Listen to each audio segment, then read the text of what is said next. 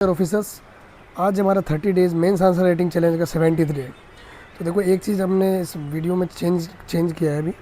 Change ये है कि जैसे मैं हमेशा हैंड राइटिंग खुद से लिख के यदि मैं लेके आता था, मैं लिखता था रियल टाइम, तो उसमें क्या होता था, वीडियो जो था वो काफ़ी लंबा बन जाता था, जो कि अपलोड करने में भी और नेटवर्क का इशू और काफ़ी सारे रीजन से वो है, और बंदे भी बोर हो जाते होंगे वो उसको उतना लंबा लेक्चर देखने के लिए।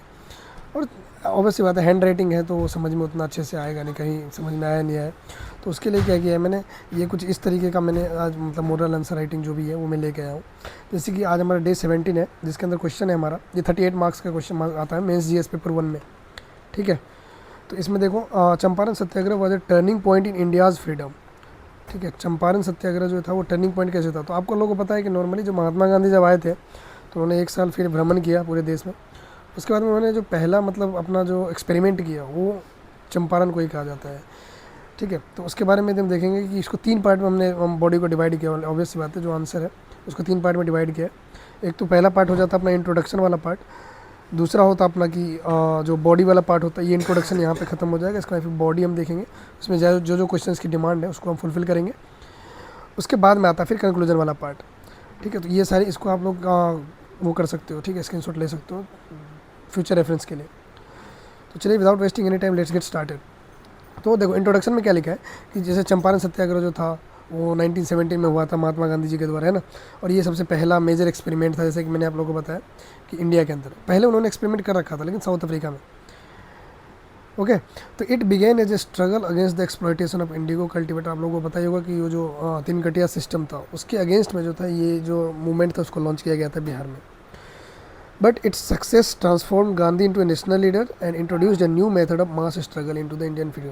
मतलब वही चीज़ें हैं कि इससे क्या होता है कि जो लीडरशिप एक मतलब एक नेशनल लीडर के तौर पे ये उभरे वहाँ से।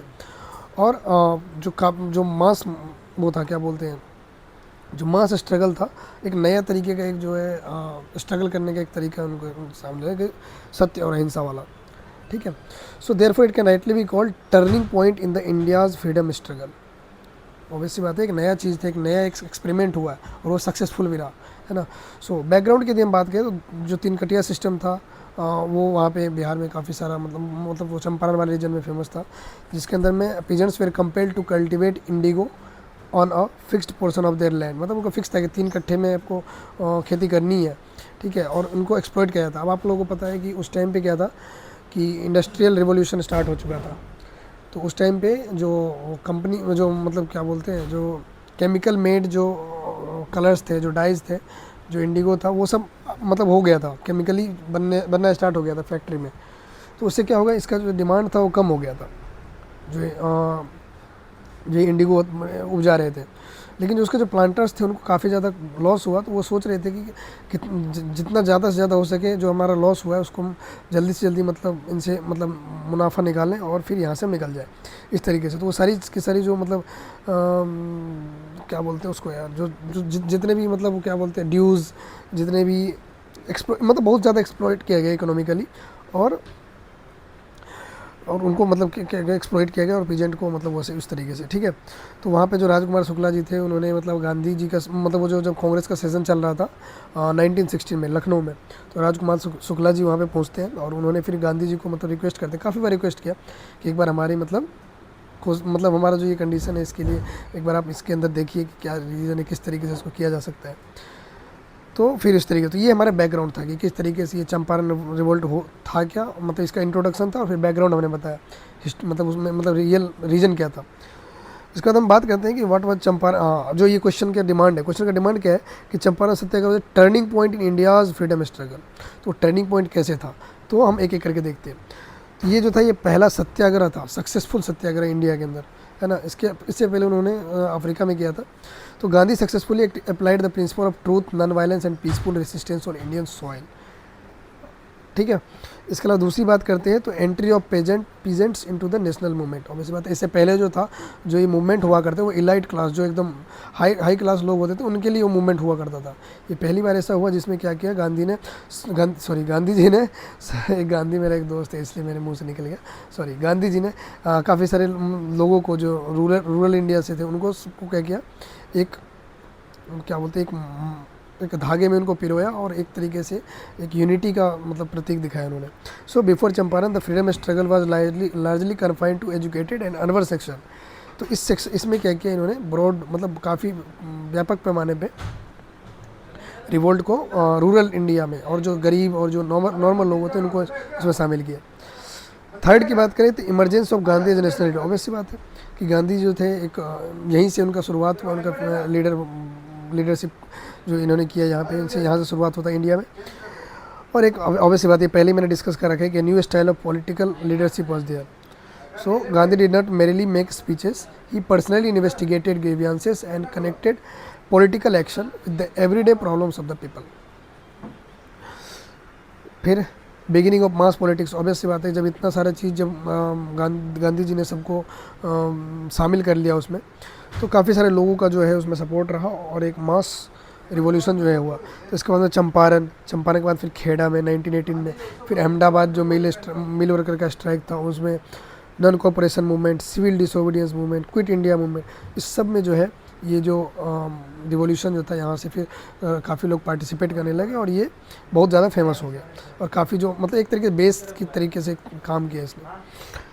अब बात करते हैं हम आगे, इम्पैक्ट ऑन कॉलोनियल गवर्नमेंट। अब कॉलोनियल गवर्नमेंट उनकी तो हवा टाइट हो जाएगी ना, कितने सारे लोग और एक अलग टाइप का मतलब मूवमेंट था। The government appointed inquiry committee in which Gandhi participate. अब उन्होंने इंक्वायरी के लिए वो किया, पहले तो उन्होंने मना किया कि भाई जो आए हैं यहाँ पे वो चले जाइए, ठीक है, तो लेकिन उन्होंने मना कर दिया कि हम नहीं जाएंगे। और उन्होंने फिर मतलब काफ़ी मतलब सर्वे किया, लोगों से उनके कंडीशंस के बारे में जानने की कोशिश करी गांधी जी ने, और फिर उसके बाद में जो है वो यहाँ पे सत्याग्रह करने के लिए बैठ जाते हैं, ठीक है। इसके बाद में क्या होता है, इसके बाद जो गवर्नमेंट है वो मजबूर हो जाती है, एक कमेटी बनाई जाती है जिसके अंदर गांधी जी को एक मेंबर बनाया जाता है और ये काफ़ी हद तक सक्सेसफुल भी रहा। लोगों का जो इतन कटिया सिस्टम वाली व्यवस्था थी उसको एबोलिश कर दी जाती है और इसके बाद में जो 25% का जो एक्स्ट्रा जो लोगों को मतलब पैसे लिए गए थे तो वो 25% तक उनको वापस किसानों को लौटा दिया जाता है। Champaran gave special significance of Bihar. अभी इसकी बात करें, इसमें देखो काफ़ी सारे लीडर्स जो थे वो इस टाइम पे इवॉल्व हुए, लाइक अपने राजेंद्र प्रसाद, ब्रज किशोर, मजहेरुल हक, जेवी कृपलानी, है ना, श्री कृष्ण सिंह, ये सारे लीडर्स जो हैं वो इसी मूवमेंट से जो है मतलब निकले हैं। और आगे जो भी हम देखेंगे, जो मूवमेंट वगैरह देखेंगे उसमें काफ़ी एक्टिव रोल प्ले करते हैं। तो ये था हमारा बॉडी वाला पार्ट जिसमें हमने पूरा अपने क्वेश्चन को एड्रेस किया और आप लोग इसका स्क्रीनशॉट ले सकते हो, ठीक है। इसका यदि पीडीएफ चाहिए तो आप मेरे को कमेंट सेक्शन में बोल सकते हो, मैं पीडीएफ करके टाइप कर दोगे तो मैं दे दूँगा आपको, ठीक है। टेलीग्राम का जो है उसका लिंक आप लोग ग्रुप डिस्क्रिप्शन में डाल दूँगा, उसको आप लोग ज्वाइन कर लें। सो अभी कंक्लूजन के दिन बात करें तो अब सबको वाइंड अप करेंगे। 10 Champaran Satyagraha was much more than a dispute over indigo cultivation, है ना। एक मतलब वो जो कल्टीवेशन के लिए थे तो वहाँ पे तो उन्होंने काम किया ही, मतलब ये चंपारण सत्याग्रह हुआ है, लेकिन ये एक तरीके से ना आगे फ्यूचर के लिए कि ये है ना वो बेस तैयार कर रहा था। It mark the beginning of Gandhian mass politics in India, है ना। इसके काफ़ी सारे वो रहे अपने फीचर्स हैं, जैसे कि मास, बहुत सारे जो कॉमन पीपल थे वो इसमें इंक्लूड होते हैं। By combining truth and non, ये एक नया मोड था ट्रूथ और नॉन वायलेंस का।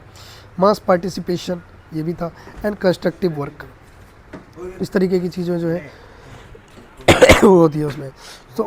So it gave the freedom struggle a new leadership, and new method. एक नए तरीके का, सिंपल है, इसको बार बार मैं रिपीट नहीं करूँगा, नॉर्मल है कि एक नए तरीके का मूवमेंट, नया एक मोड जो है निजात हुआ इसके अंदर आया। In this sense Champaran was the laboratory from which the Gandhian phase of India. So Gandhi ने पहले एक्सपेरिमेंट ही तो किया था इधर, तो वो सक्सेसफुल रहा। इस तरीके से हम इस तरीके से हम कह सकते हैं कि ये हमारा आंसर जो कंप्लीट हो गया। सॉरी। ये आज के लिए इतना ही, मिलते हैं नेक्स्ट वीडियो में, तब तक के लिए बाय बाय, टेक केयर, जय हिंद। अब थोड़ा गले ख़राब हो गया इसलिए ऐसा हो रहा है। तो मिलते हैं नेक्स्ट वीडियो में, तब तक के लिए बाय बाय, टेक केयर, जय हिंद।